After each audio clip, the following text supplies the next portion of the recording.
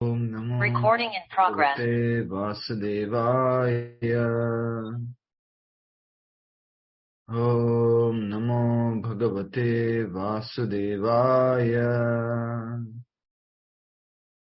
ओम नमो भगवते वासुदेवाय। मुखं करोति वाचालं पंगुं लंघयते गिरिं यत्कृपातमहं वन्दे श्रीगुरुदीनतारिणं परमानंद माधवं श्रीचैतन्यमीश्वरम्। हरे कृष्ण कृष्ण कृष्ण हरे हरे, हरे राम राम राम हरे हरे। हरे कृष्ण। श्रीमद् भगवद गीता यथारूप अध्याय 14 श्लोक संख्या 16 समझने जा रहे हैं। लक्ष्मी माता जी माइक कर लीजिए। लक्ष्मी बहन माता जी माइक ऑन है आपका। यस, अभी हमने लेटेस्ट, जैसा कि आप जानते हैं, क्या समझा था हमने लेटेस्ट? तीनों गुणों के बारे में। और वो क्या था? लीना विज माता जी बताएंगे तीनों गुणों के बारे में हमने लेटेस्ट क्या समझा।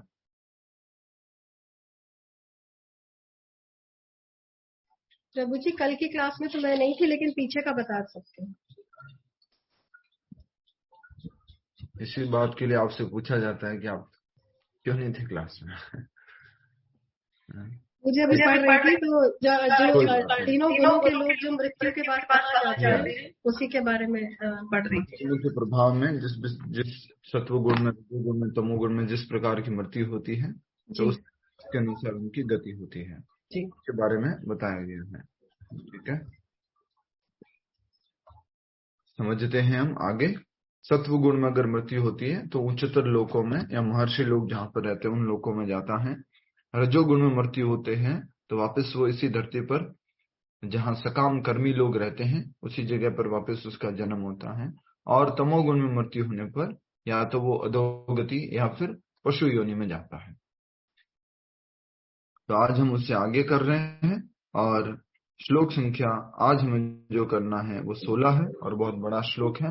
अच्छे से करने का प्रयास करेंगे। श्लोक संख्या 16 आप में से कौन दोहरान करेंगे? हरे कृष्ण। यस, मनु प्रभाकर जी कोशिश कीजिए, शांति हो आसपास। दोहराइए। कर्मणः सुकृतस्याहु कर्मणः सुकृतस्याहु सात्विकं निर्मलं फलम् सात्विकं निर्मलं फलम् रजसस्तु फलं दुःखम् रजसस्तु फलं दुःखम् अज्ञानं तमसः फलम्। ज्ञानं तमसः फलम्। यस, कर्मणः सुकृतस्याहु कर्मणः सुकृतस्याहु सात्विकं निर्मलं फलम् सात्विकं निर्मलं फलम् रजसस्तु फलं दुःखम् रजसस्तु फलं दुःखम् अज्ञानं तमसः फलम्। अज्ञानं तमसः फलम्। शब्दार्थ दोहराइए। कर्मणः कर्म का, कर्मणः कर्म का, सुकृतस्य पुण्य, सुकृतस्य पुण्य, आहुः कहा गया है, आहुः कहा गया है, सात्विकम सात्विक, सात्विकम सात्विक, निर्मलम विशुद्ध, निर्मलम विशुद्ध, फलम फल, फलम फल, रजसः रजोगुण का, रजसः रजोगुण का, तू लेकिन, फलम फल, फलम फल, दुखम दुख, दुखम दुख, अज्ञानम व्यर्थ, अज्ञानम व्यर्थ, तमसः तमोगुण का, तमसः तमोगुण का, फलम फल। फलम फल। अनुवाद तथा तात्पर्य श्रील प्रभुपाद जी द्वारा। श्रील प्रभुपाद की जय। अनुवाद दोहराइए। पुण्य कर्म का फल शुद्ध होता है, पुण्य कर्म का फल शुद्ध होता है और सात्विक कहलाता है, और सात्विक कहलाता है। लेकिन रजोगुण में संपन्न कर्म का फल, लेकिन रजोगुण में संपन्न कर्म का फल दुख होता है। दुख होता है। और तमोगुण में किए गए कर्म, और तमोगुण में किए गए कर्म मूर्खता में प्रतिफलित होते हैं। मूर्खता में प्रतिफलित होते हैं। यस, धन्यवाद। हरे कृष्णा। तो जैसे कि आप सभी लोग जानते हैं, हम बहुत ही रुचिकर अध्याय पढ़ रहे हैं जिसका नाम है प्रकृति के 3 गुण, सत्वगुण, रजोगुण और तमोगुण। आज के श्लोक में बताया गया है कि सत्वगुण से अगर हम कोई व्यक्ति कर्म करता है तो वो कौन से कर्म है, उसका फल क्या है। रजोगुण में अगर कोई व्यक्ति कर्म करता है तो उसका फल क्या है, और तमोगुण में कोई व्यक्ति अगर कर्म करता है तो उसका फल क्या है। जैसा कि पिछले श्लोकों में हमने समझा था, 2 श्लोकों में, सत्वगुण में मृत्यु होती है तो क्या होता है, रजोगुण में मृत्यु होती है तो क्या होता है, और तमोगुण में मृत्यु होती है तो क्या होता है। वैसे मैं सोच रहा था कि आज अधिक मात्रा में लोग आएंगे कार्यक्रम में भाग लेने के लिए। उसका कारण इस प्रकार से है। आप सभी को भारतीय वैदिक नव वर्ष की हार्दिक शुभकामनाएं। हैप्पी कृष्णा कॉन्शियस वैदिक न्यू ईयर। चैत्र शुक्ल प्रतिपदा, जो चैत्र नवरात्र होते हैं, पहली तिथि से जो शुरू होते हैं, वो हमारा नया साल है, वैदिक नया साल है, साइंटिफिक नया साल है, जिसमें ऋतु परिवर्तित होती है। और भी जैसे षष्ठी का आरंभ आज से शुरू हुआ था, कहीं पर गुड़ी पड़वा के रूप में मनाया जा रहा है, कहीं पर इसको जो युगादि के रूप में मनाया जा रहा है। और जैसा कि आप जानते हैं, विक्रमादित्य से हमारे संवत को गिना जाता है, तो उसके अनुसार ये नया साल है। और इस नए साल के शुरुआत में हमें भगवद गीता के संदेश को सुन करके अपने साल का शुभारंभ करना चाहिए, और अधिक से अधिक भगवत कार्य करके, भगवान का नाम जप करके, कीर्तन करके इस कार्य की शुरुआत करनी चाहिए। अगर आप में से किसी ने नोटिस किया होगा तो पहले हमने ग्रुप में डाल दिया था हिंदू नव वर्ष की शुभकामनाएं। किसी ने नोटिस किया था? जी किया था प्रभु। हाँ प्रभु जी, यस। तो हमने फिर वो पोस्टर को चेंज करवाया, ये हिंदू नव वर्ष नहीं है, या हम हिंदू नहीं हैं।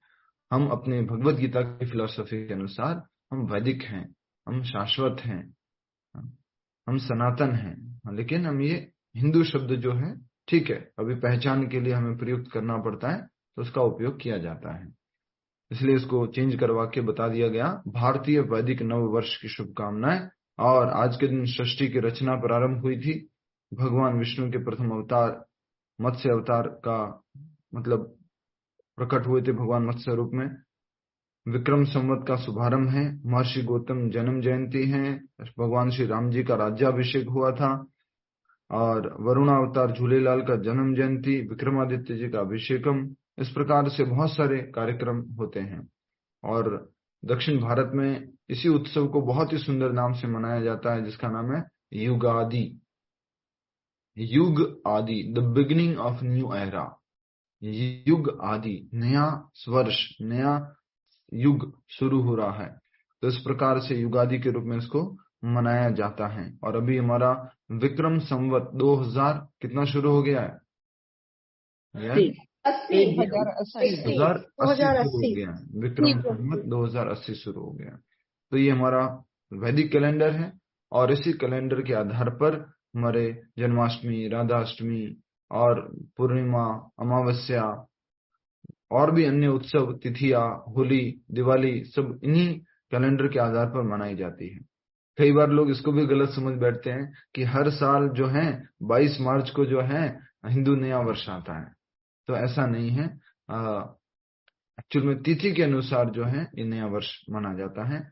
चैत्र शुक्ल प्रतिपदा, जब पहला नवरात्र होता है, पहला दिन होता है, उसी दिन से नया वर्ष शुरू होता है। ठीक है, तो एक बार फिर से आप सभी को इस वैदिक भारतीय नव वर्ष की शुभकामनाएं।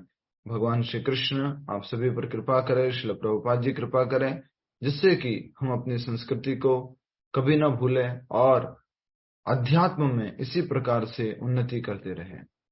हरे कृष्णा। तो हम पढ़ रहे थे तीनों गुणों के बारे में, और तीनों गुणों के प्रतिफल क्या होता है। तो यहाँ पर कहा गया है कि पुण्य कर्म का प्रतिफल शुद्ध होता है और सात्विक कहलाता है। तो सत्व गुण में अगर कोई कार्य किया गया, उसका प्रतिफल क्या है? अच्छा है, शुद्ध है, और वो क्या है? पुण्य कर्म। पिछले दोनों श्लोकों में अगर आपने हेडिंग नहीं लिखा हो तो लिख लीजिएगा, और वो है ऊपर आप हेडिंग में लिख सकते हैं गति या मृत्यु, गति या मृत्यु।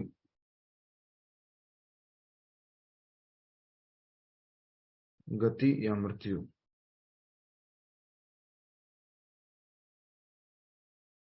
तो सत्वगुण में क्या आएगा? मृत्यु। सत्वगुण में अगर कोई मरेगा तो यस क्योंकि प्रभु जी उच्चतर लोकों की प्राप्ति।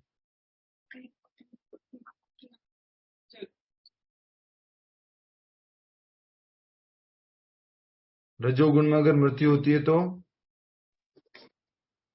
सकाम कर्म करने वाले लोग फिर से पृथ्वी पे आके पृथ्वी लोक पे फिर से आएगा, पृथ्वी लोक पे जन्म। और तमोगुण में मृत्यु पशु योनि या अधोगति। हाँ,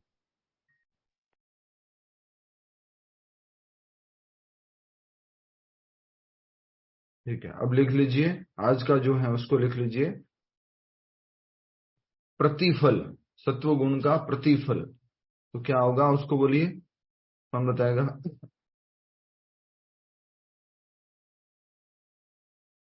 सत्वगुण का प्रतिफल बोलिए। शुद्ध होता है, पुण्य कर्म।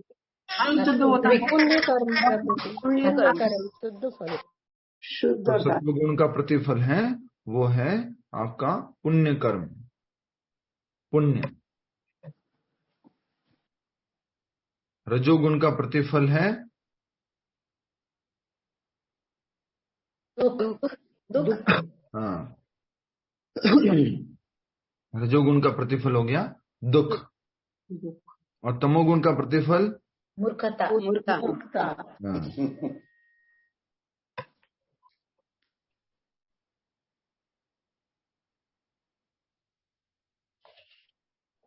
समझ में आ गया आप सभी को? इसका उल्टा हम पहले भी समझ चुके हैं। क्या समझ चुके हैं इसका उल्टा? कि अगर कोई व्यक्ति अगर कोई व्यक्ति पुण्य कर्म कर रहा है तो वो कौन से गुण में आता है? सत्व गुण में। अगर कोई व्यक्ति बहुत ज्यादा भौतिक कार्य करने में प्रवृत्त है तो वो कौन से गुण में आएगा? रजोगुण में। और अगर कोई व्यक्ति आलसी है तो वो तमोगुण में आ जाएगा। ठीक है, तात्पर्य को समझते हैं उससे पहले एक बार फिर से अनुवाद पढ़िए और श्लोक को भी समझने का प्रयास कीजिए।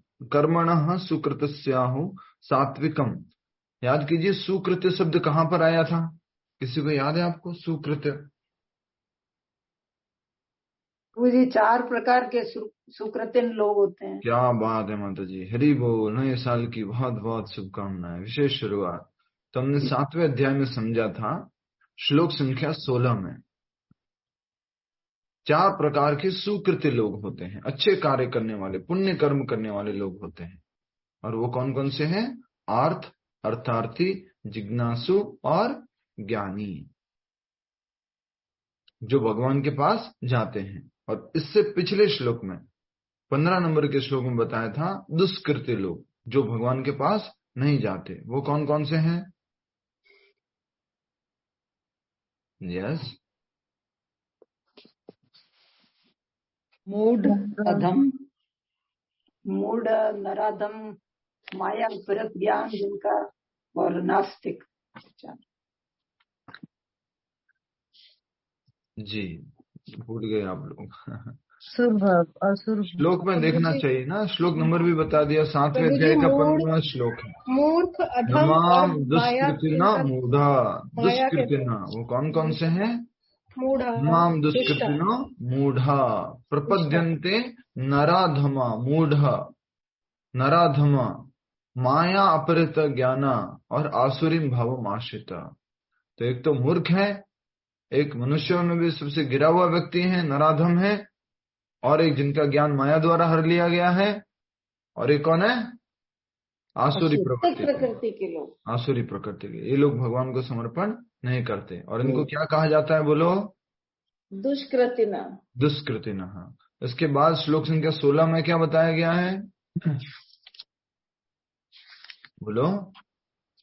सुकृतिन। 4 प्रकार के सुकृतिन। हाँ, 4 प्रकार के सुकृतिन लोग। कहाँ से शुरू होता है श्लोक? चतुर्विद्या भजन्ते माम चतुर्विद्या भजन्ते। चतुर्विद्या भजन्ते माम जना सुकृतिनो अर्जुना। ये श्लोक याद रखिएगा अपने जीवन में आप। 7वें अध्याय का 14वां श्लोक, 15वां श्लोक और 16वां श्लोक। 14वां श्लोक क्या कहते हैं?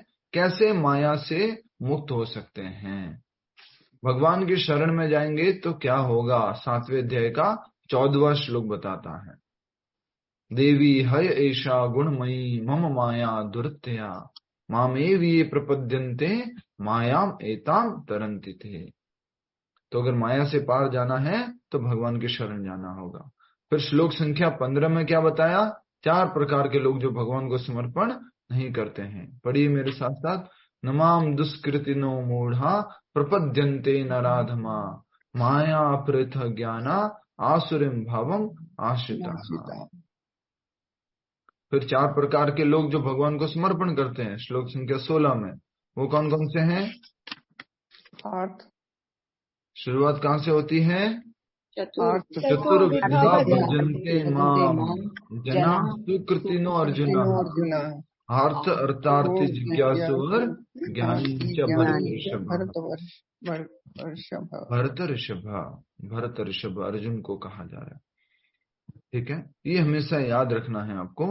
सुकृतन जो लोग होते हैं, कर्मणः सुकृतस्याहु सात्विकम निर्मलम फलम, जो सुकृत कर्म करते हैं, जो कि अच्छे कर्म करते हैं, पुण्य कर्म करते हैं, उसका फल क्या है? शुद्धता। पुण्य कर्म का फल शुद्ध होता है। जो भी पुण्य कर्म करेंगे उससे निर्मलता आती जाएगी, शुद्धता आती जाएगी। याद है ना आपको? सात्विक व्यक्ति को पाप करना मुश्किल हो जाता है।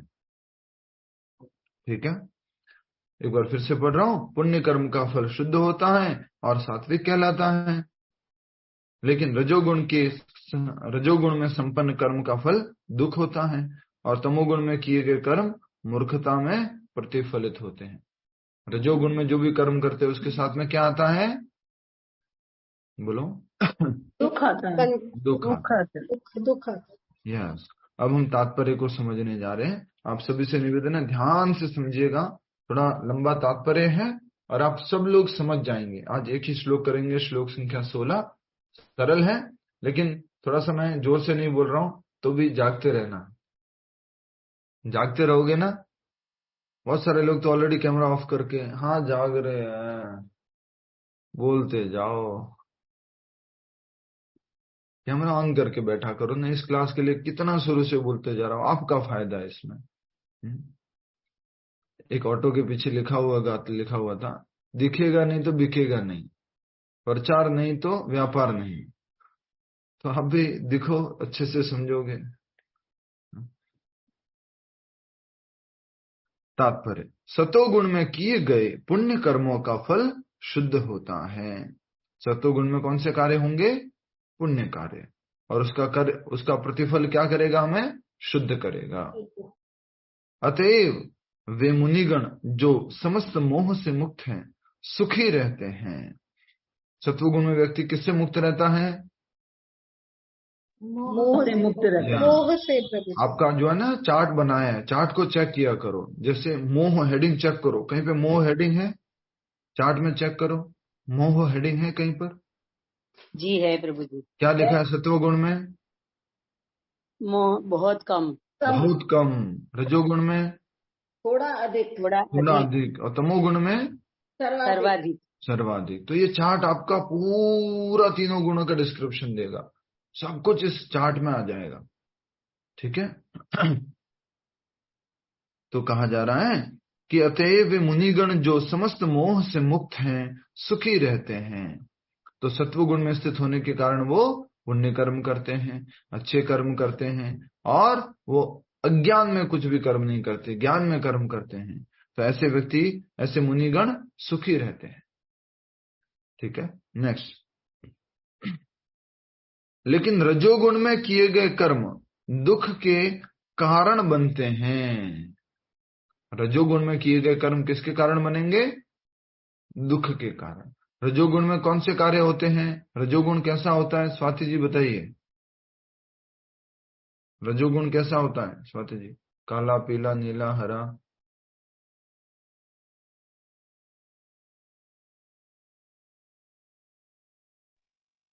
यस, नहीं, हरि बोल। ठीक है, कौन बताएगा? कमला भाटिया माता जी बताइए। ये भौतिक सुख से में रजोगुण में भौतिक सुख के लिए काम किया जाता है तो बहुत मेहनत करनी पड़ती है, उसके लिए बहुत दुख उठाने पड़ते हैं। तो दुख उठाने पड़ते हैं वो एक बात अलग है, यहाँ पर प्रतिफल की बात हो रही है। रजोगुण में जो भी कार्य किया जा रहा है वो क्या है, वो समझने का कोशिश करना है। वो ये है कि रजोगुण में अगर कोई व्यक्ति कर्म कर रहा है तो वो कैसे कर्म होंगे? मुझे ये चाहिए, मुझे वो चाहिए, मुझे ऐसा करना है, मुझे वैसा करना है, और उसके प्रतिफल में क्या होगा? उसको दुख भी मिलेगा। तो इसलिए कहा गया है, लेकिन रजोगुण में किए गए कर्म दुख के कारण बनते हैं। रजोगुण में जो भी, रजोगुण समझ गए? रजोगुण मतलब क्या? बोलो बोलो, रजोगुण मतलब क्या? सर्वाधिक आकांक्षा, सकाम, इच्छाएं, ये रजोगुण है। काम, ये रजोगुण है। अनियंत्रित इच्छाएं। तो रजोगुण फिर क्या उत्पन्न करता है? दुख उत्पन्न करता है, कष्ट उत्पन्न करता है। आसक्ति है तो रजोगुण फिर कष्ट देता है। ठीक है। भौतिक सुख के लिए जो भी कार्य किया जाता है उसका विफल होना निश्चित है। इस लाइन को अंडरलाइन कर लीजिए, बहुत इंपॉर्टेंट लाइन है ये। प्रभुपाद जी अपने लेक्चर्स में भी बोलते हैं।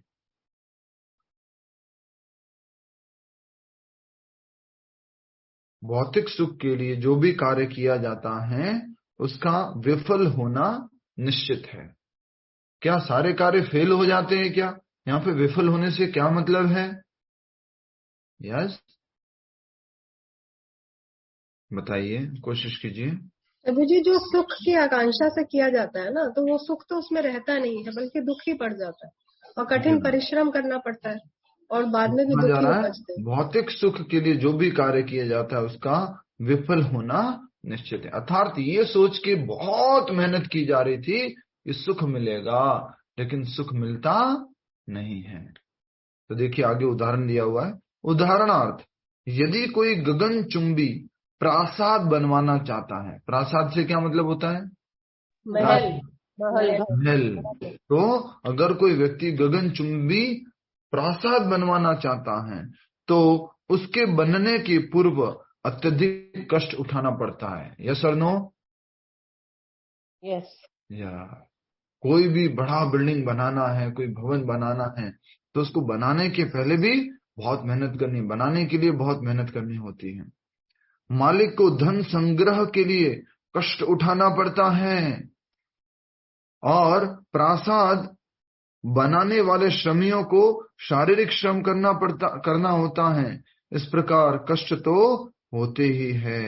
अतएव भगवत गीता का कथन है कि रजोगुण के अधीन होकर जो भी कर्म किया जाता है उसमें निश्चित रूप से महान कष्ट भोगने होते हैं। तो रजोगुण में उसको बहुत मेहनत करना है, और बहुत मेहनत करना है तो शरीर को कष्ट देना है, लोगों को भी कष्ट देना है, और अल्टीमेटली वो सब कुछ बना करके भी जो मेहनत लगी उसको बनाने में, उसके बाद अगर किसी भी प्रकार से वो भवन या जो फैक्ट्री या जो वो कार्यक्रम सफल नहीं हुआ तो और उसके साथ में दुख है। तो इसलिए कहा गया है कि यदि कोई गगनचुंबी प्रासाद बनवाना चाहता है, प्रासाद मतलब भवन, तो उसके बनने के पूर्व अत्यधिक कष्ट उठाना पड़ता है। मालिक को धन संग्रह के लिए कष्ट उठाना पड़ता है, और प्रासाद बनाने वाले श्रमियों को शारीरिक श्रम करना होता है। इस प्रकार कष्ट तो होते ही हैं, कष्ट होते ही होते हैं। अतः भगवत गीता का कथन है कि रजोगुण के अधीन होकर जो भी कर्म किया जाता है उसमें निश्चित रूप से महान कष्ट भोगने होते हैं। ठीक है। नेक्स्ट, इससे यह मानसिक तुष्टि हो सकती है कि मैंने यह मकान बनवाया या इतना धन कमाया, लेकिन यह कोई वास्तविक सुख नहीं है। यहाँ पर समझने की बात है, ये वास्तविक सुख नहीं है। क्यों वास्तविक सुख नहीं है बताओ? क्योंकि ये भौतिक सुख है, आध्यात्मिक नहीं है, टेम्परेरी है, ये परमानेंट नहीं है। अपने इच्छाओं के लिए, शरीर को ही आराम देने वाला, वो आत्मा के लिए, तृप्ति की इच्छा के लिए है। ये सहकाम कर्म है भगवान के लिए। बताओ जल्दी बताओ, कोशिश करो, एक ही छोटा सा शब्द आना है अभी, बताइए। मन में शांति रहती है ना कि मैंने ये करवाया, इससे हम ये सकाम कर्म, ये सहकाम कर्म है। नहीं होता प्रभु जी। प्रभु जी, ये आत्मा का सुख नहीं है, ये केवल हमारे लिए। प्रभु जी वास्तविक भगवान सेंटर में, बस ठीक है। समझिए थोड़ा सा इसको, क्या कहा जा रहा है? इस प्रकार कष्ट तो होते ही हैं, अतः भगवत गीता का कथन है कि रजोगुण के अधीन होकर जो भी कर्म किया जाता है उसमें निश्चित रूप से महान कष्ट भोगने होते हैं। इससे यह मानसिक तुष्टि हो सकती है कि मैंने यह मकान बनवाया या इतना धन कमाया, लेकिन यह कोई वास्तविक सुख नहीं है। तो ये क्या है? वास्तविक सुख नहीं तो क्या है? खुद का खून है। क्या है? बोलो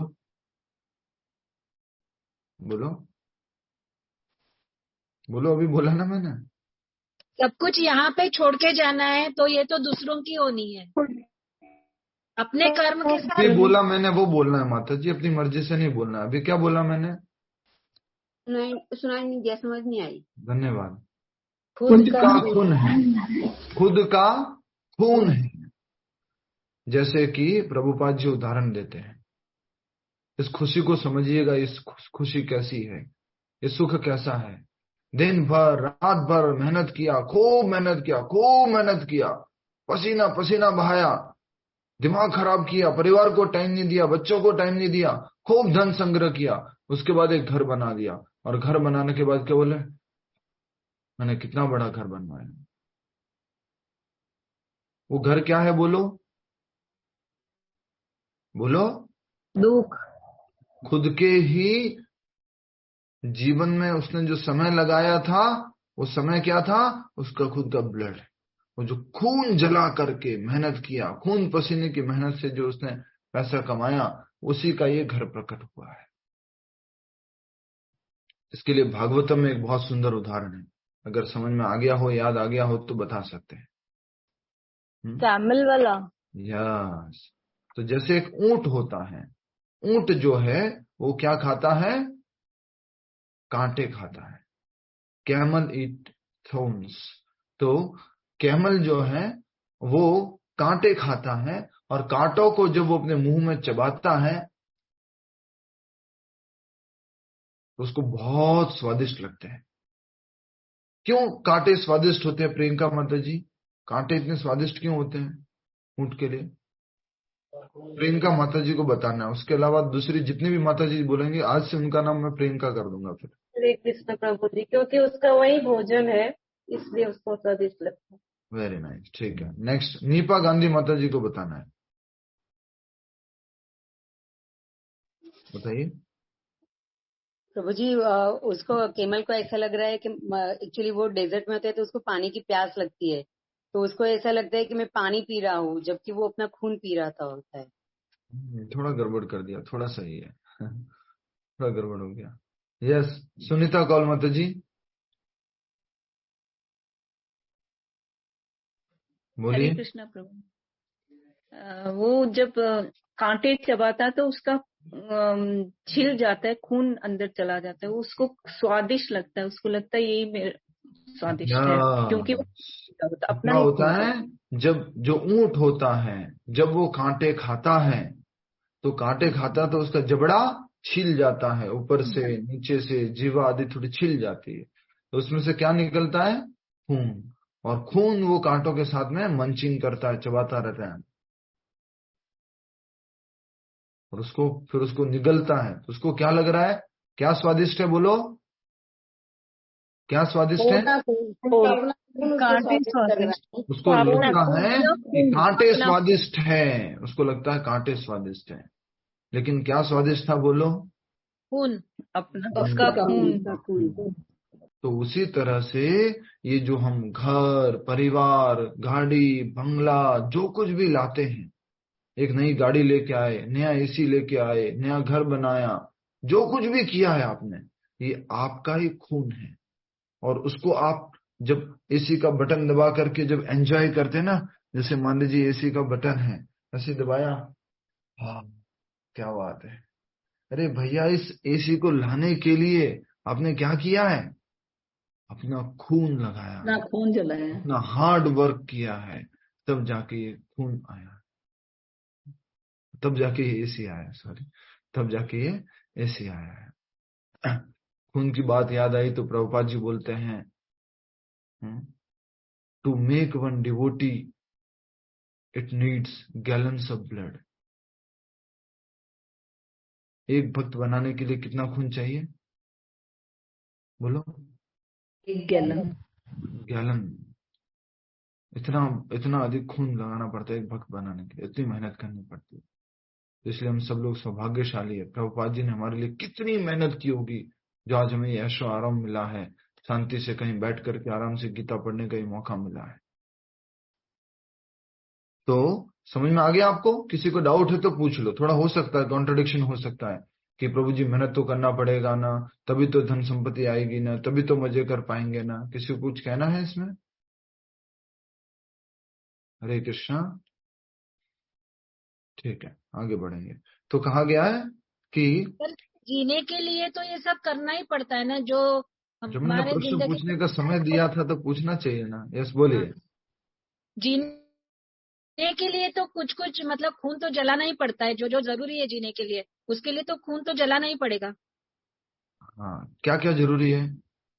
एजुकेशन जरूरी है, माँ बाप की सेवा है, घर तो रहने के लिए जरूरी है, जो भी है, आज हमें कहीं जाना है तो हमें व्हीकल एक तो जरूरी है, तो ये सब करने के लिए तो खून तो जलना ही पड़ेगा। तो ठीक है, जो भी सुविधा है, जैसे फैन है, फैन लेने के लिए एक गरीब व्यक्ति है उसके लिए गाड़ी जरूरी नहीं है, उसको 2 वक्त का रोटी मिल जाए, गरीब व्यक्ति को उसको गाड़ी जरूरत नहीं है, तो क्या जरूरत क्या होती है? वो उसकी जरूरत सही है, आपकी जरूरत सही है। लेकिन फिर वो पुअर स्टेट में आता है ना सर, वो मतलब जो एक नॉर्मल इंसान जीता है तो वो उसमें भी तो उस अपना कैटेगरी खून में जला नहीं रहा आता। है, वो भी तो अपना खून जलाता है 2 वक्त की रोटी प्राप्त करने के लिए। क्या क्राइटेरिया है, क्या इसका क्या पैमाना रहेगा कि कितना कमाना चाहिए, कितना मेहनत करना चाहिए, क्या सुख है, क्या मिनिमम बेयर नेसेसिटीज होनी चाहिए, रहने के लिए घर, एक गाड़ी चाहिए, कितना बड़ा घर एजुकेशन होना चाहिए, चाहिए, 2x2, 4x4, 6x6, रोटी कपड़ा और मकान। कितना बड़ा घर होना चाहिए? एक बेड। सीमा ही नहीं है गुरु जी इसकी तो, प्रभु जी। तो इसकी कोई डेफिनेशन अकॉर्डिंग टू नहीं फैमिली है। डिसीजन।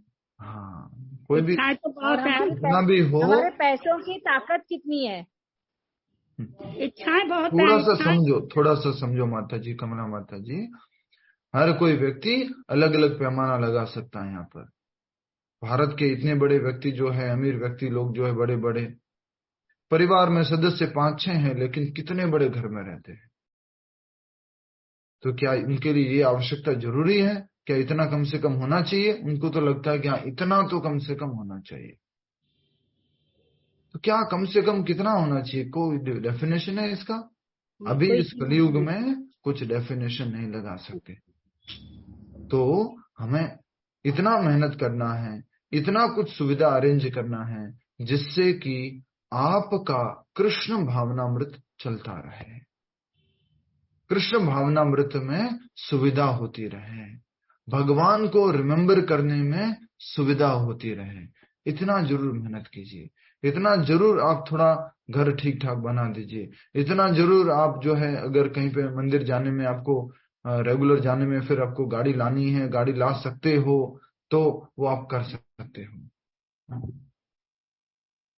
ऐसा कहते हैं पहला इंजन इसलिए बनाया गया था कि चर्च आसानी से जाया जाए। लेकिन उसका दुरुपयोग होने लग गया। इसलिए समझना है।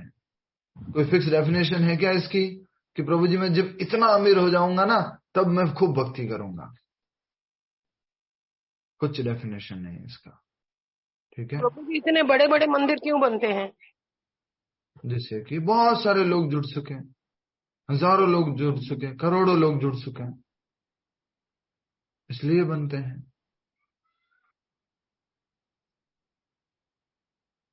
ठीक है, जैसे कि हॉस्पिटल बड़ा होता है, हॉस्पिटल का पैमाना किस नाम से जाना जाता है? कितना बड़ा हॉस्पिटल है कैसे जानेंगे बोलो? डॉक्टर कितने बेड्स है? बेड होंगे कितने जैसे बेड्स होते हैं, बेड हाँ, के कितने बेड का हॉस्पिटल है। वैसे ही कोई भी मॉल हो गया या फिर मेडिकल हॉस्पिटल हो गया या नेक्स्ट आध्यात्मिक हॉस्पिटल। आध्यात्मिक हॉस्पिटल क्या है बोलो? मंदिर। मंदिर तो वहां कितने लोग आ सकते हैं, कितने लोगों को प्रवचन सुनने का मौका मिल सकता है, कितने लोगों को प्रसाद मिल सकता है।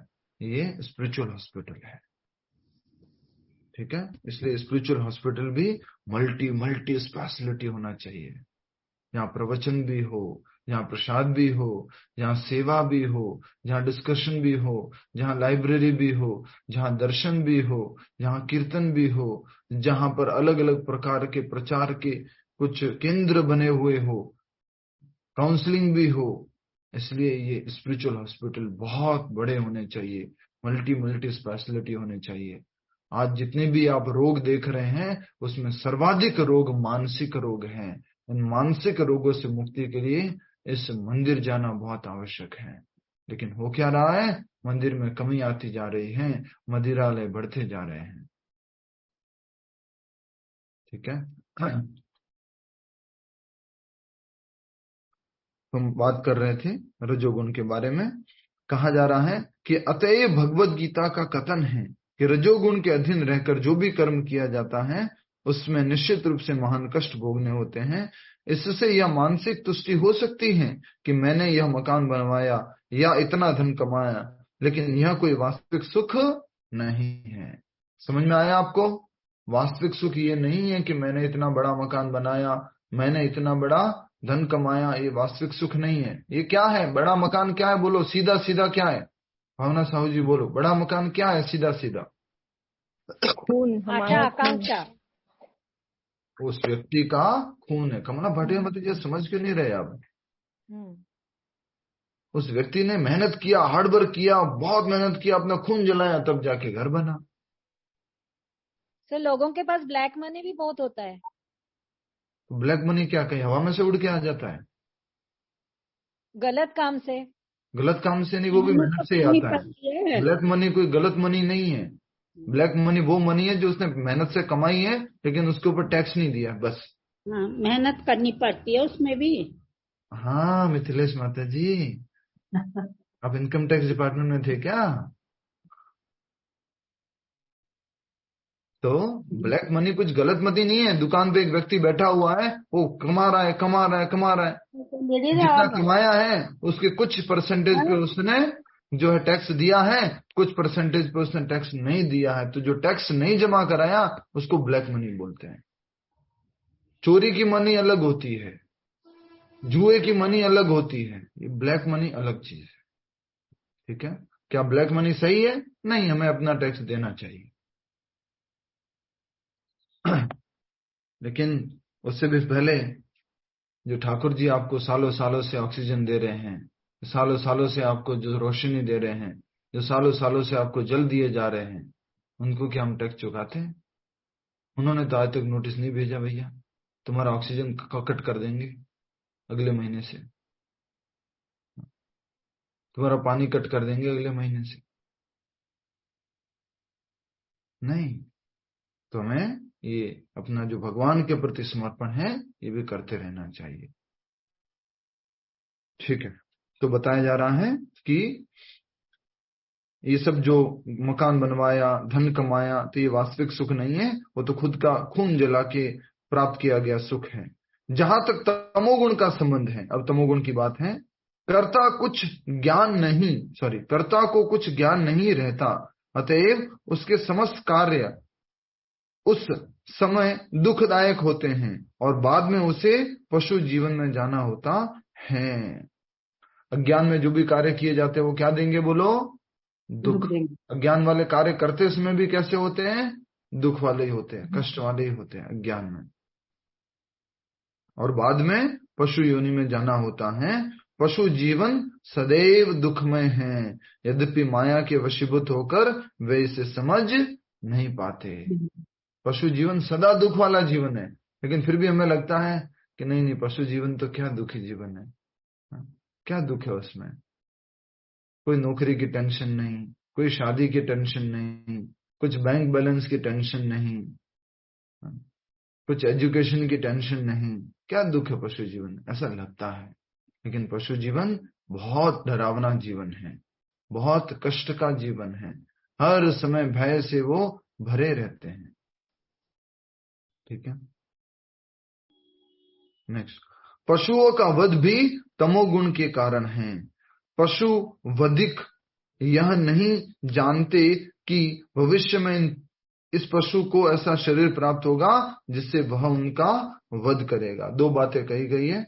पहली बात की गई है कि पशुओं का वध तमोगुण के कारण होता है। जितना भी पशु वध हो रहा है, जितनी भी हत्याएं हो रही हैं, जितने भी स्लॉटर हाउसेस खुले हुए, ये कौन से गुण के अंदर है बोलो? तमोगुण के अंदर। तमोगुण के अंदर तामसिक लोग, तामसिक प्रवृत्ति है। अज्ञान के कारण वो ऐसी हत्याएं कर रहा है। नेक्स्ट बोला गया है पशु वधिक, जो पशु का वध करने वाला है, यह नहीं जानते कि भविष्य में इस पशु को ऐसा शरीर प्राप्त होगा जिससे वह उनका वध करेगा।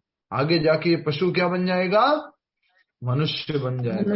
मनुष्य क्या बन जाएगा? पशु बन जाएगा। तो उस प्रकार से वो शरीर प्राप्त होगा। आपने अगर बुक देखी है प्रभुपाद जी की, एक बुक का नाम है प्रकृति के नियम, उसके ऊपर ऐसी फोटो बनाई हुई है।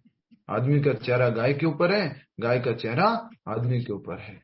तो इस प्रकार से हमें अपना प्रतिफल तो भुगतना ही पड़ेगा, भुगतना ही पड़ेगा। यस, कमला भाटिया माता जी बोलिए। सर, लेकिन अभी जैसे मोमेडियन लोग होते हैं और उनके जो गुरुजी होते हैं, तो वो कहते हैं कि ये तो भगवान ने हमें ऐसे दिया है कि हम मांस खा सकते हैं। उनके प्रवचन में हमने बहुत बार सुना है कि it is the direction of God to eat the non veg. सबसे पहली बात अच्छे से बोल लेता हूँ, सुन लीजिए। किसी भी धर्म में हत्या अलाउ नहीं है। वास्तविक रूप से किसी भी धर्म में हत्या अलाउ नहीं है। दूसरा, कोई भी धर्म है ही नहीं। ये हिंदू, मुस्लिम, सिख, ईसाई, ये कोई धर्म नहीं है। कोई अल्लाह अलग नहीं बैठे हुए हैं, कोई जीसस का दरबार कोई अलग नहीं चल रहा है। बस 33 करोड़ देवी देवता हैं, उसमें से किन लोगों, किसी को ये लोग कुछ अल्लाह बोल देते हैं, किसी को कोई वो जीसस बोल रहे हैं, और उनके भी कुछ भगवान बोल रहे हैं। ये कोई अलग से कोई कहीं पर भी ऐसा सोचना मत कि जीसस का कुछ ऊपर अलग स्थान है, कुछ अल्लाह का अलग स्थान है। ऐसा कुछ भी नहीं है। आज से 2300-2700 साल पहले ये शब्द ही एग्जिस्ट नहीं करते थे, ये शब्द ही नहीं हुआ करते थे। हिंदू, मुस्लिम, सिख, ईसाई, कहीं पर ये शब्द नहीं है। पूरी भगवत गीता ढूंढ लेना, आपको एक हिंदू शब्द नहीं मिलेगा। मैं जब इस्कॉन में नया नया जुड़ा था तो मेरे से पूछा गया कि ये भगवत गीता किसका शास्त्र है? मैंने कहा हिंदुओं का। रामायण महाभारत किसके शास्त्र है? मैंने कहा हिंदुओं के। तो उन्होंने कहा भैया मैं आपको सारे शास्त्र ला के देता हूँ, एक हिंदू शब्द ढूंढ के बता देना। तो हिंदू शब्द कहीं नहीं मिला मुझे। ये हिंदू शब्द जो है, सिंधु नदी जो है उसके उधर पार के लोगों ने दिया है। उसके अंदर डिटेल में अभी हम नहीं जा रहे। कहने का अर्थ ये है कि चाहे कोई भी हो, मनुष्य मनुष्य है। और 2700 साल पहले सब लोग सनातन वर्णाश्रम धर्म को पालन करते थे, और सबको ही ये निर्देश है किसी भी प्रकार की पशु हत्या नहीं करनी चाहिए, अहिंसा। ठीक है, नेक्स्ट। यही प्रकृति का नियम है। मानव समाज में यदि कोई मनुष्य का वध कर दे तो उसे प्राण दंड मिलता है। यह राज्य का नियम है। यस और नो, होता है कि नहीं होता ऐसा? कोई अगर वध कर दे, किसी की मृत्यु कर दे, तो उसको फांसी चढ़ाई जाती है, इस तरह से उसको सजा मिलती है। आजकल थोड़ा सा अलग अलग प्रकार के कलयुग के कारण नियम आ गए हैं, लेकिन जनरली ऐसा होता था। मानव समाज में यदि कोई मनुष्य का वध कर दे तो उसे प्राण दंड मिलता है, यह राज्य का नियम है। अज्ञानवश लोग यह अनुभव नहीं करते कि परमेश्वर द्वारा नियंत्रित एक पूरा राज्य है। प्रत्येक जीवित प्राणी परमेश्वर की संतान है और उन्हें एक चींटी तक का मारा जाना सह्य नहीं है। इसके लिए मनुष्य को दंड भोगना पड़ता है। अतएव स्वाद के लिए पशुवध में रत रहना घोर अज्ञान है। मनुष्य को पशुओं के वध की आवश्यकता नहीं है, क्योंकि ईश्वर ने अनेक अच्छी वस्तुएं प्रदान कर रखी हैं। यदि कोई किसी कारण से मांसाहार करता है तो यह समझना चाहिए कि वह अज्ञानवश ऐसा कर रहा है और अपने भविष्य को अंधकार में बना रहा है। समस्त प्रकार के पशुओं में गोवध सर्वाधिक अधम है, क्योंकि गाय हमें दूध देकर सभी प्रकार का सुख प्रदान करने वाली है। गोवध एक प्रकार से सबसे अधम कर्म है। सबने पढ़ा, सबने सुना अच्छे से? जी जी, समझा सर। हरेक जीव भगवान का अंश है और भगवान को एक चींटी का मारा जाना भी सहन नहीं है, सहन नहीं। समझ रहे हैं आप? कौन से भगवान? उसको अगर अभी आपको देना है, नाम देने के लिए अगर देना है, तो बोल दो अल्लाह, बोल दो राम, बोल दो कृष्ण, बोल दो जीसस, बोल दो और भी जो कुछ नाम बोलना है बोल दो। वो अल्लाह को भी सहन नहीं है कि अगर किसी जीव को मारते हो। वो किसी और भी धर्म के जो देवता या कुछ स्वामी हैं उनको भी सहन नहीं है अगर आप किसी जीव को मारते हो। सब किनकी संतानें हैं? भगवान की संतान। और भगवान को बिल्कुल सहन नहीं होता कि अगर आप उनकी किसी और संतान को अपनी जीवा के स्वाद के लिए मारते हो। ये भगवान को बिल्कुल सहन नहीं। इसलिए महाभारत में कहा गया है कि मांसाहार जीव को काटने वाला, जीव को खरीदने वाला, जीव को पकाने वाला, उस मांस को सर्व करने वाला, उस मांस को खाने वाला, सारे के सारे लोग पाप के भागी हैं। इसलिए यहाँ पर कहा गया है यदि कोई किसी कारण से मांसाहार करता है तो यह समझना चाहिए कि वह अज्ञानवश ऐसा कर रहा है और अपने भविष्य को अंधकार में बना रहा है। और इन सब प्रकार के वधों में, सब प्रकार की हत्याओं में सबसे बड़ा वध कौन सा बताया है? बोलो। गोवध। सभी लोग बोलेंगे अपने मुख से, एक बार सबको बोलना है। तो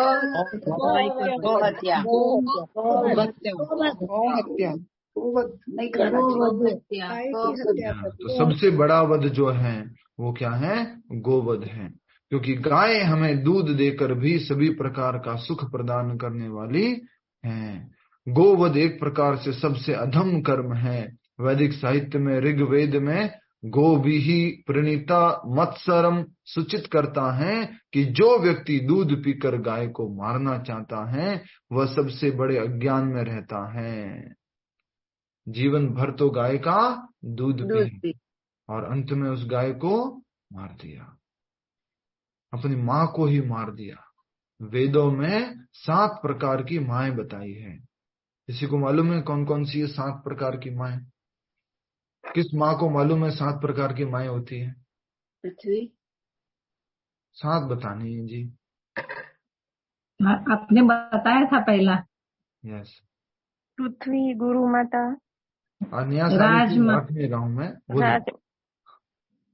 गौ माता, राजमाता, गौ माता, ऋषि माता, ऋषि माता, गो, गंगा, गीता, गायत्री, गांव, धरती माँ, गंगा माँ। अपना अपना नाम ले लो ना। भावना माँ, शैल माँ, लतिका माँ, सुभाग माँ, गुरु माँ, गुरु की माँ। तो 7 प्रकार की माता इस प्रकार से हैं। एक तो होती है जन्म देने वाली माता, सबसे पहली। ठीक है, जन्म देने वाली माता। दूसरी धात्री, जो अपने को पालन करती है, पालन का पोषण करने वाली। तीसरी ब्राह्मण पत्नी, ब्राह्मणी माता। चौथी राजमाता, राजा की पत्नी। म्यूट हो गए प्रभु जी आप। हाँ जी, म्यूट हो गया। नहीं, फिर आपको दूसरों लोगों को सुनाई दे रहा है ना। नहीं, अब आ रही है प्रभु। नहीं हुआ, म्यूट नहीं हुआ, आपके यहाँ थोड़ा नेटवर्क इशू हो गया होगा। तो पहला क्या था? जन्म देने वाली माता। दूसरा धात्री, पालन करने वाली। तीसरी बोलो, ब्राह्मण पत्नी। ब्राह्मण पत्नी। चौथी राजा की पत्नी, राजा की पत्नी। और पांचवी पृथ्वी, धरती माता। छठी गुरु माता। और सातवीं गौ माता। गौ माता। आप में से अगर किसी ने नहीं लिखा है उस्तादी वश कि मुझे तो सुनने में आ गया है, मैं तो बढ़िया एकदम से सारे पॉइंट्स याद हो जाते हैं, मेरा तो दिमाग मैजिकल है, तो अगली बार जब पूछूंगा तो आपसे ही पूछूंगा सबसे पहले, जिन्होंने नहीं लिखा है। प्रभु जी, ब्राह्मण की पत्नी और गुरु माता एक ही नहीं? अलग अलग अलग अलग। प्रभु जी एक बार फिर से बोलेंगे प्लीज? यह जन्म देने वाली माँ, पालन पोषण करने वाली माँ,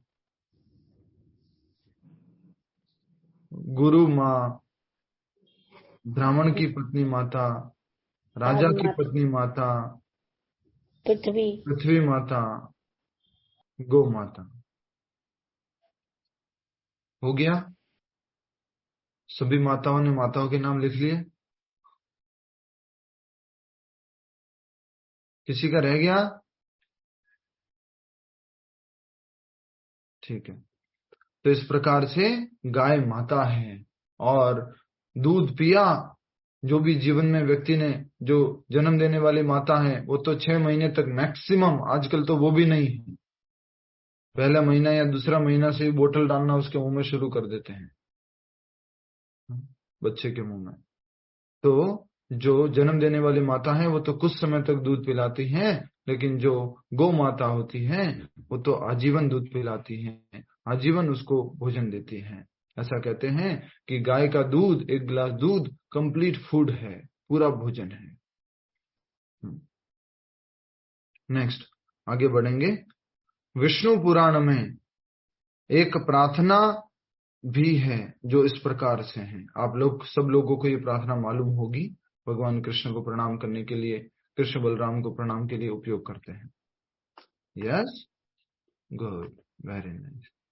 नमो ब्रह्मण्य देवाय गो ब्राह्मण हिताय च। यहाँ पर थोड़ी गलती करते हैं आप। क्लास के शुरुआत में जो प्रार्थना मंत्र बोला जाता है क्लास के स्टार्टिंग में, नमो ब्रह्मण्य, यहाँ ब्राह्मण नहीं लिखा है। सबसे पहले क्या लिखा है? नमो ब्रह्मण्य, नमो ब्रह्मण्य देवाय गो ब्राह्मण हिताय च जगद्धिताय कृष्णाय गोविंदाय नमो नमः। देखिए क्या अर्थ है। हे प्रभु, आप गायों तथा ब्राह्मणों के हितैषी हैं, और आप समस्त मानव समाज तथा विश्व के हितैषी हैं। शांति रहे माता जी, माइक म्यूट रखिए प्लीज, धन्यवाद। तो क्या कहा जा रहा है? हे प्रभु, आप गायों तथा ब्राह्मणों के हितैषी हैं। नमो ब्रह्मण्य देवाय गो ब्राह्मण हिताय च, गो एंड ब्राह्मण, आप गो और ब्राह्मणों के हितैषी हैं, और आप समस्त मानव समाज तथा विश्व के हितैषी हैं। और किसके हितैषी हैं? जगद्धिताय कृष्णाय गोविंदाय नमो नमः। ऐसे कृष्ण भगवान, ऐसे गोविंद भगवान को मैं प्रणाम करता हूं। इसका अर्थ हमारे हर प्रार्थना जो मंत्र पढ़ते हैं क्लास के शुरू में, वहां पर भी दिया हुआ है। क्लियर है आप सबको? भगवान श्री कृष्ण को क्या प्रिय है? बोलो, सर्वाधिक प्रिय गाय और ब्राह्मण, गो ब्राह्मण हिताय च। और फिर आगे क्या कहा जा रहा है? भगवान को जगद्धिताय, और भगवान पूरे जगत के भी, पूरे विश्व के भी क्या है? हितैषी है। ऐसे कृष्ण गोविंद भगवान को मैं प्रणाम करता हूं। ठीक है। तात्पर्य इस श्लोक के बारे में आगे जो लिखा हुआ है देखिए सभी लोग, 5 मिनट और। तात्पर्य यह है कि इस प्रार्थना में गायों तथा ब्राह्मणों की रक्षा का विशेष उल्लेख है। ब्राह्मण आध्यात्मिक शिक्षा के प्रतीक हैं और गाय महत्वपूर्ण भोजन की। अतएव इन दोनों जीवों ब्राह्मणों तथा गायों को पूरी सुरक्षा प्रदान की जानी चाहिए। समझ में आ गया आप सबको क्या तात्पर्य है? गायों की भी रक्षा होनी है और ब्राह्मणों की भी रक्षा होनी है। क्लियर है सबको? ब्राह्मण कौन होते हैं बोलो? जो ज्ञानी होते हैं, आध्यात्मिक शिक्षा में प्रगति करते हैं, आध्यात्मिक शिक्षा में प्रवीण होते हैं। यस, ब्राह्मण जाति से मतलब नहीं है। ब्राह्मण किससे मतलब है? कर्म से।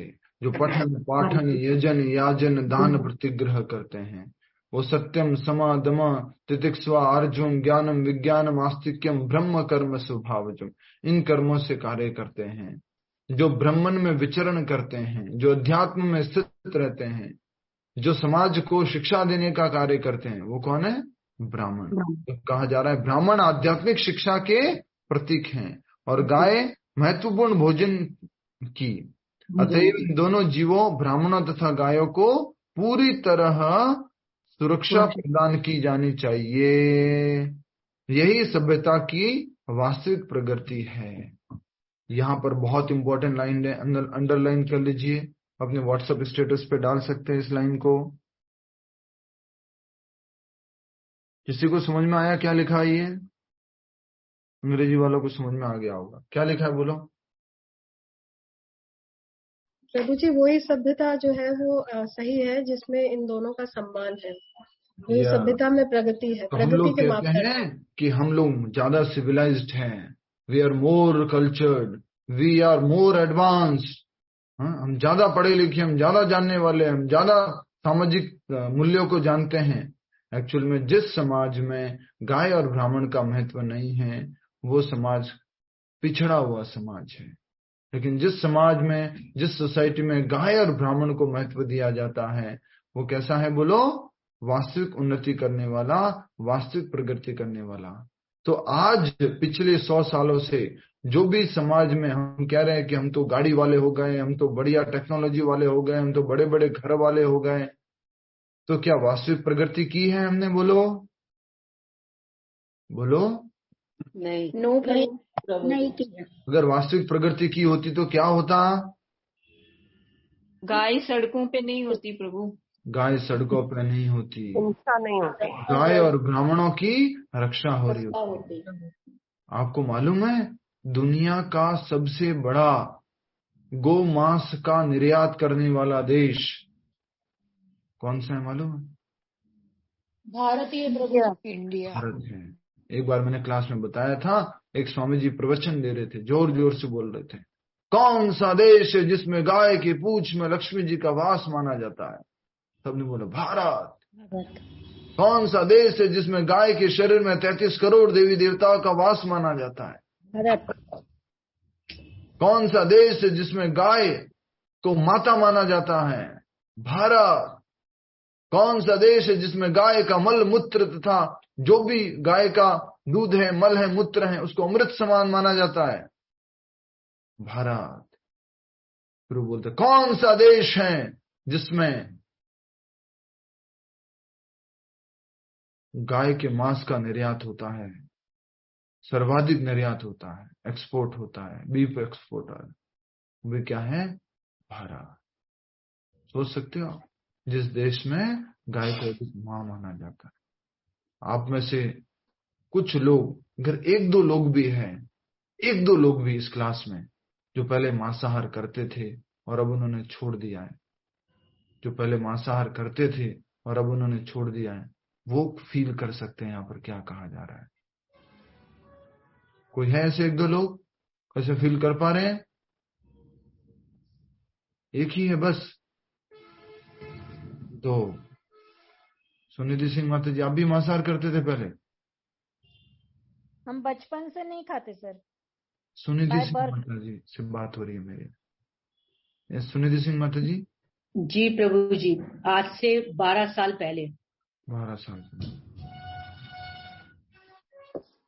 बिफोर क्लास अंकिता कृष्णा जी, आप लोग फील कर पा रहे हैं थोड़ा सा?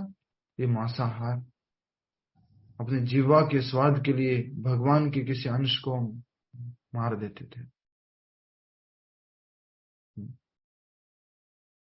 जिस देश में इतना सभ्यता है, नैतिक मूल्य हैं, उस देश में सबसे ज्यादा गो हत्याएं होती है। मैकेनाइज्ड स्लॉटर हाउसेस है। गाय को एक जगह बस रख दो, वहां से मशीन आएगी, उसको उठाएगी, उसको थोड़ा एक क्लोज कटघरे में पैक करेगी। वो गाय का मांस नरम होगा, फिर उसको ऊपर गर्म पानी फेंका जाएगा, गरम गरम खोलता हुआ, फिर उसकी चमड़ी को उधेड़ा जाएगा जिससे वो मुलायम हो जाएगी। बोलो आगे। नहीं गुरु जी मत बताइए प्रभु जी। प्रभु जी मत बताइए। नहीं नहीं नहीं, खाली कान बंद करने से कुछ नहीं होगा, खाली आंखें बंद करने से कुछ नहीं होगा। थोड़ा कुछ समाज में योगदान दीजिए, गौ रक्षा में मदद कीजिए। घर बैठे भी गौ रक्षा कर सकते हो। दुनिया में सबसे बड़ी गौ रक्षा क्या मालूम है? गाय को पालना। 2 लोग मिलके, 3 लोग मिलके, 4 लोग मिलके, 5 लोग मिलके कोई एक जगह ले लो, वहां पर 10-15 गायों को रखो, 20 गायों को रखो, पालन करो। वो भी नहीं हो पाता, ठीक है, जहां पर गौशालाओं में गायों की रक्षा हो रही है वहां पर गायों को अडॉप्ट करो, गायों के सहयोग के लिए कुछ सेवा भेजो। बहुत बड़ी विडंबना है। सर भगवान चलाता है, तो फिर ये हत्या भगवान क्यों होने देता है? भगवान थोड़ा ना होने देते हैं। ठीक है, इसके ऊपर हम चर्चा कर चुके हैं, फिर भी थोड़ा सा बताना चाहेंगे। भगवान कभी भी किसी भी व्यक्ति की फ्री विल में इंटरफेयर नहीं करते हैं। जिसको जो भी करना है, उसके कर्म अगर उसको अलाउ कर रहे हैं तो वो कर सकता है। ये भौतिक जगत है, भौतिक जगत में ऊपर नीचे काट मार धाड़ पाड़ साड़ होता रहेगा, लेकिन हमें जितना बचा सकते हैं उतना बचाना चाहिए। कलयुग के लक्षण है ये। मांसाहार, नशा, जुआ, अवैध संबंध, ये कलयुग का लक्षण है। मीट ईटिंग, गैम्बलिंग, इंटॉक्सिकेशन, ये सब कलयुग में होगा ही होगा। ठीक है, आधुनिक मानव समाज में, तो ये लाइन आपने लिख ली जी। लाइन में क्या लिखना समझ में आ गया आपको?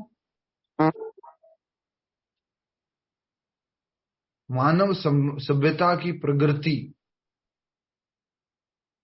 बराबर गाय और ब्राह्मण की रक्षा। वास्तविक गाय और ब्राह्मण की रक्षा। मानव समाज, मानव सभ्यता का विनाश, अधोगति, गाय और ब्राह्मण का नाश। समझ में आया ना आप सबको?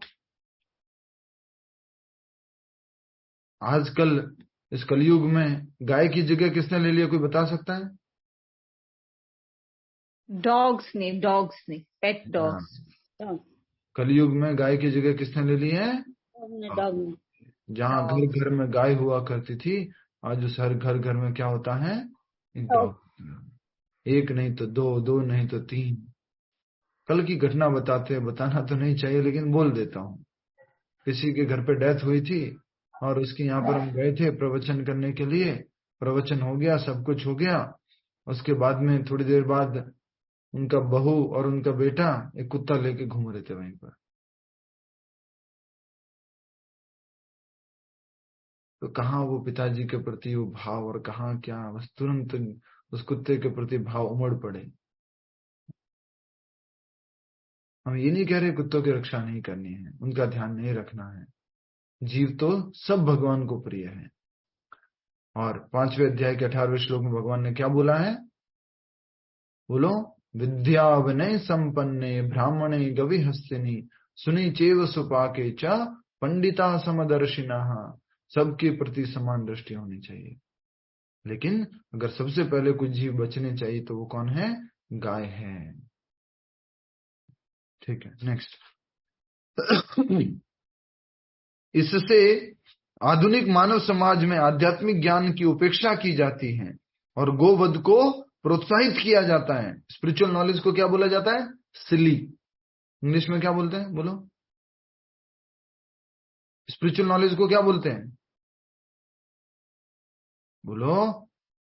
जहां भक्ति हो रही है, जहां नाम जप हो रहा है, जहां कीर्तन हो रहा है, उसको क्या बोलते हैं? किस दृष्टि से देखा जाता है? प्रभु जी बैकवर्ड समझते हैं। बैकवर्ड समझते हैं। ये लोग क्या है, अभी भी पूजा पाठ भक्ति नाम जप किसमें लग गए ये लोग? बैकवर्ड समझते हैं। तो आधुनिक समाज में आध्यात्मिक ज्ञान की उपेक्षा की जाती है और गोवध को प्रोत्साहित किया जाता है। आपकी जानकारी के लिए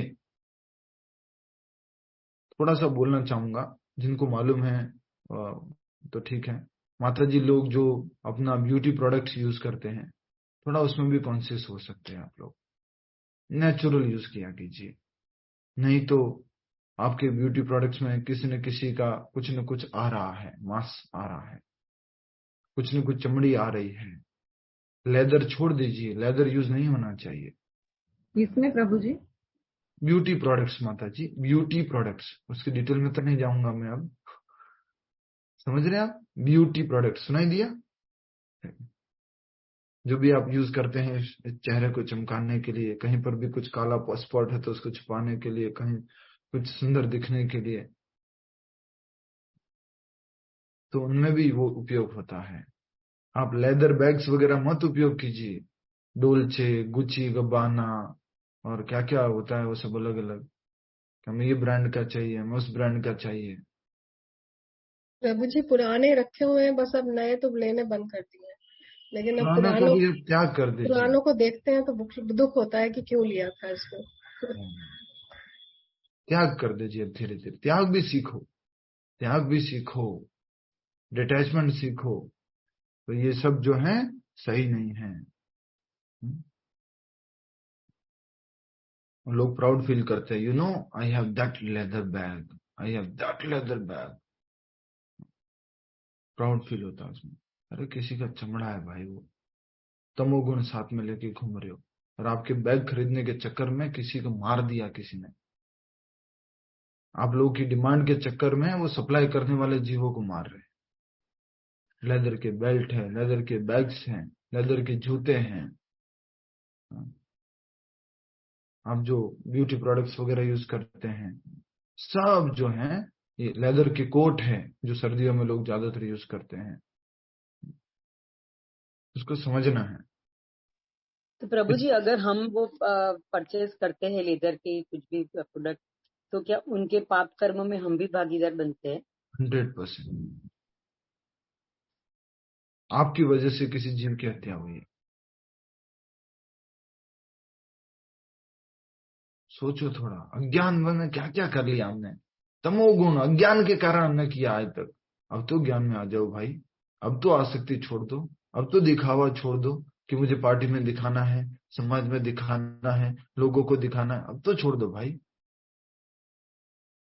अब रिसेंटली जानने में आया कुछ लेटेस्ट, एक माता जी जो है वो अपने नाखून लगवाते थे, एक्स्ट्रा नाखून कुछ होते हैं, और उसमें कुछ जो भी अल्ट्रावायलेट होते हैं कुछ होते हैं, उसकी वजह से उनको कैंसर हो गया और उनको अंगुली कटवानी पड़ी, कुछ किसी को शायद हाथ कटवाना पड़ा। तो समझिए इन बातों को।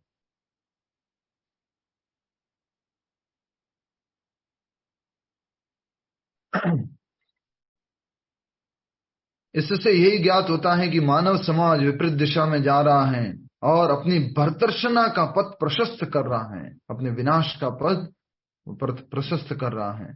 इंग्लिश में क्या लिखा है? भर्तर्षणा। भर्तर्षणा तो वो होता है कि like It is to be understood then that the human society is advancing in the wrong direction and is clearing the path of its own condemnation. Yes, condemnation. जो सभ्यता अपने नागरिकों को अगले जन्मों में पशु बनने के लिए मार्गदर्शन करती हो, वह निश्चित रूप से मानव सभ्यता नहीं है। निसंदेह आधुनिक मानव सभ्यता रजोगुण तथा तमोगुण के कारण कुमार्ग पर जा रही है। यह अत्यंत घातक युग है और समस्त राष्ट्रों को चाहिए कि मानवता को महानतम संकट से बचाने के लिए कृष्ण भावनामृत की सरलतम विधि प्रदान करें। वेरी इंपॉर्टेंट प्रश्न लिख लीजिए, विश्व कल्याण के लिए एकमात्र उपाय क्या है? विश्व कल्याण के लिए, विश्व को महान संकट से बचाने के लिए एकमात्र उपाय क्या है? पीस।